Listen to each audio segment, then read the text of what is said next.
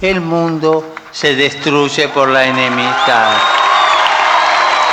Y la enemistad más grande es la guerra. That Pope Francis from the Papal Mass in Cuba. He was there the whole time. Aaron Katersky live from Cuba. Good morning, Aaron Katersky. Oh, good morning. Pope Francis has just left Havana for Holguín and Santiago. He wants to go to places where other popes have not been, so he'll celebrate Mass outdoors in Holguín in eastern Cuba, the first time that city's Revolution Plaza has been used for a religious purpose. And later he prays at the patron saint of Cuba in Santiago. But here in Havana, McGraw, what an extraordinary Mass it was on Sunday with hundreds of thousands of people. And the Pope reminding Cubans that Christians do not serve ideologies, they serve others, they serve the vulnerable, and this in a place, dripping with portraits of revolutionaries, with ideology. So, but it was a gentle tea that he was serving. There have not been the kinds of overtly political statements that frankly some here in Cuba were hoping for. I also understand that he had a chance to talk to Castro. Fidel and Raul both. In his private meetings, Raul Castro presented the Pope with a giant crucifix made of wooden oars from a famous Cuban artist. And then in his private meeting with Fidel Castro, the Vatican did not disclose specific details, but could you imagine what these two giants of Latin American history had to talk about? We know they exchanged books at the very least, and in his blue Adidas track jacket, Fidel Castro, a much older man but still clearly engaged, gave the Pope a book with a personal inscription and a welcome from the Cuban people, and the Pope gave Castro his latest environmental encyclical along with a few other religious books. This is not the first time a Pope has been to Cuba, but it's the first time this, as you mentioned, this Latin American Pope has sort of come back home. So that was that added sort of extra spice to it all. Yeah, and it really gives people here hope, his mere presence. And we keep hearing over and over from Cubans in the street that he has a unique understanding of them because he is the first Latin Pope. And in many ways, he's a like-minded leftist kind of guy. That's the era in which he grew up in Buenos Aires. But in other ways, the Pope is pushing the Castro government ever so gently for greater religious freedom. He said that he hoped his visit here would give the church the freedom it needs to operate.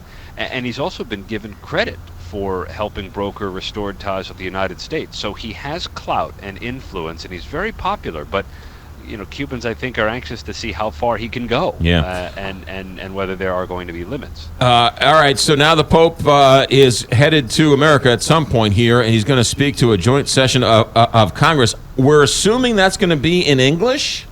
It is, and we're told by the Vatican that he has been meticulous and dedicated in his study of English, especially over the summer, in preparation for his trip to the United States. I mean, God, the contrast, McGraw, the decaying streets of Havana and Holguín and Santiago to the gleaming towers of New York and the monuments of Washington, where the Pope will speak in the seat of American power, to a Congress that, frankly, may be a bit uncomfortable. We keep hearing the excitement that Vice President Biden feels and Speaker Boehner feel, but the Pope's going to talk about immigration and climate change, and he's been a critic of unbridled capitalism, and those things may make some politicians a little uncomfortable. Should be interesting. All right, Aaron Katersky live in Havana, Cuba. Make sure that you have a $150 limit on the amount of goods you can bring back.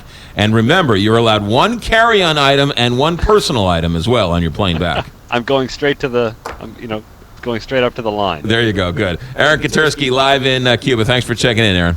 Thanks, McGraw. You got it. All right, and he'll be with us all week as he heads from Washington, D.C. to Philly to New York City and all of that.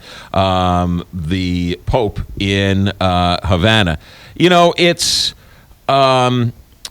this Pope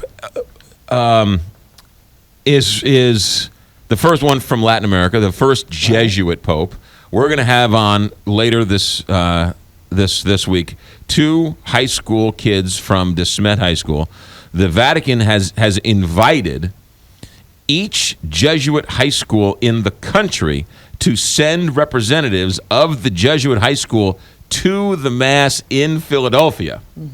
Which, when I first found that out, I thought to myself, there's got to be hundreds of Jesuit high schools in the country. It turns out there's only like 25, which I had no idea, a De Smet being one of them. So a De Smet's going to send a couple of kids.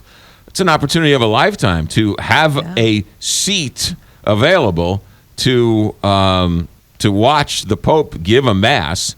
And as you were saying, I don't think you're not Catholic, are you? No, I'm not. But as a Catholic, what I like to do is, and I don't know if this is old school or new school or whatever, but when you go up and you receive communion, no matter where I'm sitting in the church, no disrespect to the other Eucharistic ministers, but I like to receive the host, the Eucharist, if you will, from the priest who's giving the Mass. So I always finagle whatever line I'm in to get to the line where that guy is giving the communion. So do you have a choice? You have a choice. You can go everywhere, and you have Eucharistic ministers that, in terms of logistics, the priest can't hand it out to everybody, or you'd be there for 4 hours. So they have these Eucharistic ministers, which then also provide the body and the blood of Christ. But I like to finagle my way, just because it's, I don't know where in my head that came from. But I would finagle my way into finding out, or to receive the communion from the Pope.